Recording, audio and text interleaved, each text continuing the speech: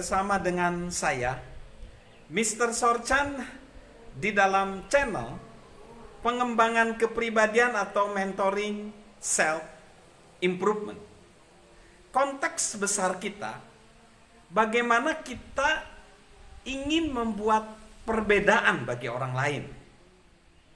Bagaimana bahwa kepemimpinan sejati adalah menghadirkan kisah hidup kita agar bermakna bagi sesama. Untuk menciptakan kehidupan yang bermakna, kita perlu mengutamakan orang lain. Kita perlu beralih dari egosentris menuju kepada memikirkan orang lain, mengutamakan orang lain, agar kita bisa membantu sesama kita. Perubahan itu disebut sebagai perubahan dari kesuksesan menuju kebermaknaan.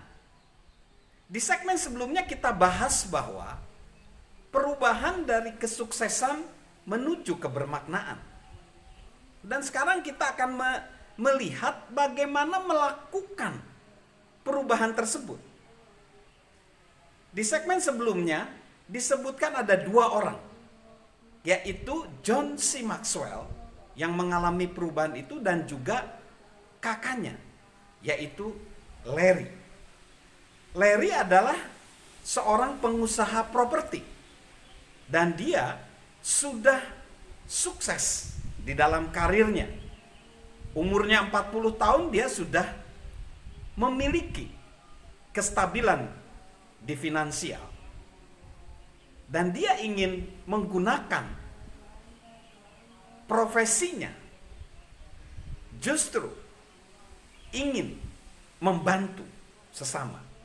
Begitu juga dengan John C. Maxwell menggunakan keterampilannya sebagai coach, sebagai mentor di dalam bidang kepemimpinan untuk membantu orang lain. Nah, mengejar kehidupan penuh makna, sebenarnya intinya kita harus melampaui diri kita sendiri. Melampaui diri kita sendiri. Dengan cara mendahulukan orang lain. Ketika kita melampaui diri sendiri dan mendahulukan orang lain, itu bukan berarti kita mencoba keluar dari zona kekuatan kita. Enggak. Karena baik Larry maupun John C. Maxwell, dia tetap ada di bidang pekerjaannya tersebut. Misalnya, seperti John C. Maxwell, dia terus berkomunikasi, dia terus memimpin, dia terus mengumpulkan orang untuk tujuan yang lebih besar, dia terus membangun. Perbedaannya adalah dia tidak lagi melakukannya dengan egois atau mementingkan diri sendiri. Mungkin ini nggak kelihatan oleh orang lain, karena ini menyangkut motif yang ada di dalam diri kita. Jadi kita tetap menggunakan zona kekuatan kita, profesi kita, untuk mengubah motif kita jadi tidak egois. Nah, prosesnya memang sangat bisa berjalan lambat ya. Jadi prosesnya seperti ini. Kalau kita ingin melihat prosesnya, yaitu seperti ini prosesnya. Pertama, saya ingin menang. Kedua, tetapi seringnya saya egois. Ketiga, saya tunduk pada persaingan dan sikap egois. Karena itulah saya berhasil.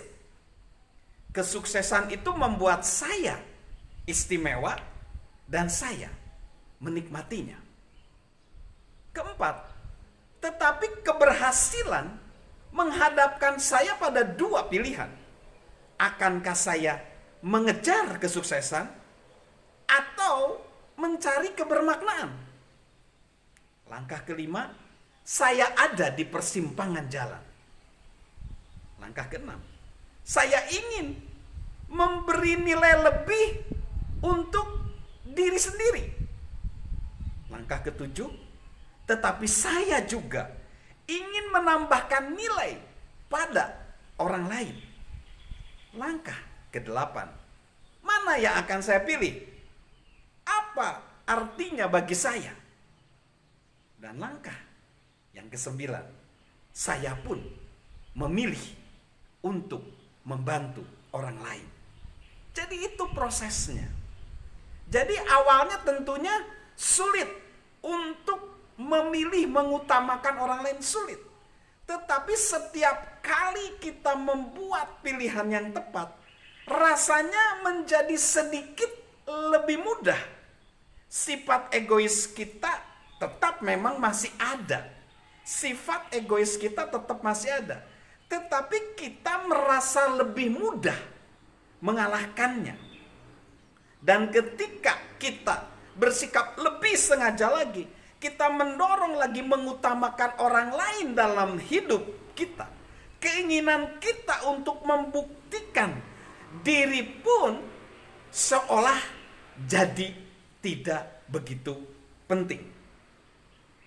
Kita mulai berfokus untuk mengutamakan orang lain di atas kepentingan diri kita. Kita punya banyak alasan kuat untuk memotivasi diri kita, membuat kita bangga dan jauh melampaui diri kita sendiri. So guys, sahabat Mr. Sorchan, jika kita kesulitan memilih untuk melakukan apa yang kita inginkan untuk diri sendiri dan apa yang harus kita lakukan untuk orang lain, jangan putus asa.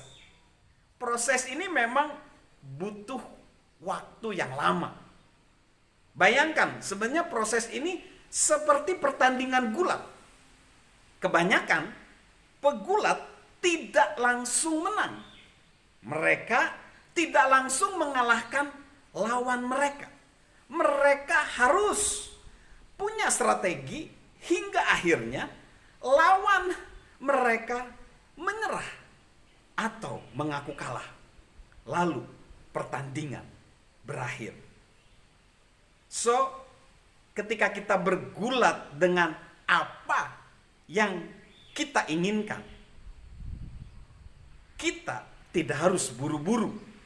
Pastikan apapun yang kita pilih adalah hal yang benar dan dipilih melalui pertimbangan yang matang. Kalau tidak, kita akan selalu menyesali masa lalu. Atau lebih buruk lagi, kita ingin, bahkan kita sangat ingin kembali dan mencoba mengambil ke masa lalu. Waduh, sulit kita untuk bergerak maju dengan penuh kepercayaan diri jika kita harus terus melihat ke belakang. So, sudah siapkah kita semua mengutamakan orang lain? Bukan hanya sesekali, tetapi menjadi gaya hidup. Tidak mudah berubah dari mementingkan diri sendiri menjadi mementingkan orang lain.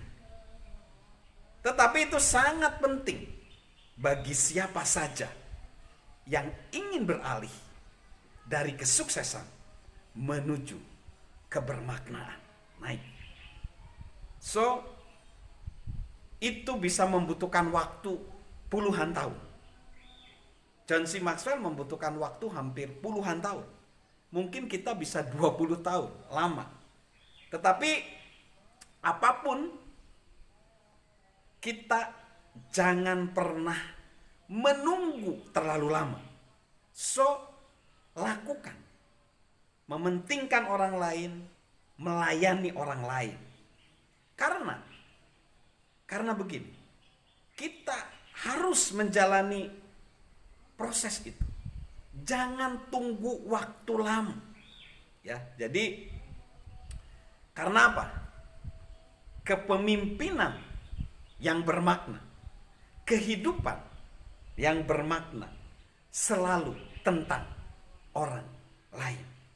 Dan dengan sengaja kita melayani orang lain.